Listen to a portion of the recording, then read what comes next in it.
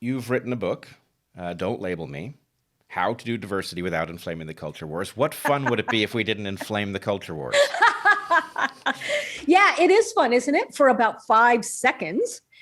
And then, the dopamine hit wears off and we continue to crave it and we continue to chase it. And then we wind up in an abyss, sort of an ideologically zealous abyss that really is no fun for anybody. I don't know about you. I will tell you, I am not missing the noise of the Trump administration. I love the fact that we're actually talking about issues, not about his behavior. And I can honestly tell you that whenever there are stories that pop up in my feeds about him, I have zero desire to read them. I really, because I feel like saying, you remember what Melania Trump was wearing on the back of her jacket when she, went to see the Mexican kids? I don't really care. Do you? That's how I feel about continuing to remain mired in the noise. I want Well, to move on. I hate to disagree with you so early in our discussion, but I think it's best that we just confront the question. All right. I feel a lot calmer without the noise of Trump and paying attention to his every word and misunderstanding and looking for dog whistles everywhere. But I have the sense that we now have an administration that has high production values, and it knows how to give the impression of things being under control. And frankly, I don't think it knows what it's doing. I think it is playing with fire, especially with respect to things like the culture wars. There are certain areas where it is clearly preferable to the approach of the Trump administration. But I don't have the sense that we are in good hands. And I do have the sense that most of the people that I talk to have breathed a sigh of relief, and that is going to leave the foxes in charge of the hen house without anyone even paying attention to what's happening to the birds. Yeah. And Brett, I think we may be having a heated agreement here. I don't disagree with you at all about this. And I certainly did not mean to suggest that, all is well in America land now. Not at all. What I simply wanted to convey was that, the fun of mudslinging wears off quickly. And now it's time to scrutinize, what this Biden-Harris administration is doing. And I have to tell you, I do think that particularly on the Harris side, we are going to get an inflaming of the culture wars. I don't trust that she appreciates how diverse this country is. And by diverse, I mean diversity of viewpoint, not just diversity of demographics. I think that she is an opportunist. She has shown herself to be, and that she will curry favor with anybody in the progressive camp who wants to inflame the culture wars. So we're not out of the woods by any stretch, but it's just now we can begin talking details rather than merely commenting on Trump's latest outrage. Yes, I feel like we are in the woods having been pumped full of Valium so that we're not even aware that there might be, things that we need to pay attention to. Now, I regard Harris as a perfectly cynical entity who will do anything that advances her cause. And I regard Biden a little bit differently. I see him as sort of planktonically corrupt, that he's been carried along with the culture of corruption in the Democratic Party for the better part of his career, and that he has now landed in this position of tremendous power, and he's still behaving in a planktonic fashion. That is to say, he's going the direction that the winds blow on his side of the aisle. And what I meant to imply, as I said that we were disagreeing, and you challenged me and said we are in heated agreement, which I also think is likely, is that the day that Donald Trump was elected and everybody was in shock, I had a bizarre feeling of relief, not at his election, because I wasn't relieved at that, though I would have been terrified in a different way if Hillary Clinton had been elected. But I had the sense that suddenly an entire class of people was wide awake for the first time in recent memory. That the election of Donald Trump was so far outside of what was expected that all kinds of people who are not aware of how dangerous the political machines have become, especially on the blue team, were processing information directly for the first time and trying to understand what planet they were living on, and that was a very healthy phenomenon. Now, I think it degraded into something over the course of the Trump administration that was very unhealthy, but being awake is a prerequisite to figuring out how we lost the thread and how we can possibly return to rational governance. And I am now troubled by watching people return to a kind of complacency because what's on the news is now so familiar looking that it seems like somebody must be in charge, when in fact, I don't think that's even remotely the case. So I want to pick up on your point about who, if anybody, is in charge. But let me rewind for a second.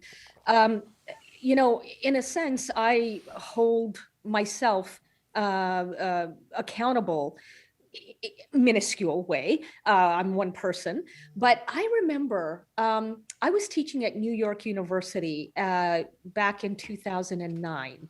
And it was during that time that I undertook a fairly extensive tour of the heartland.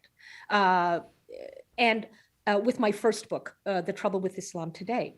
Wait, when you say heartland, you mean the American heartland? The American heartland, excuse me. Correct. But just to be clear, you live in Canada at the moment? No, I live in New York. I'm sorry. I have misread that. I'm a citizen of Canada, but I have lived and worked in the United States for almost 15 years now. And so at this time, I was teaching at NYU.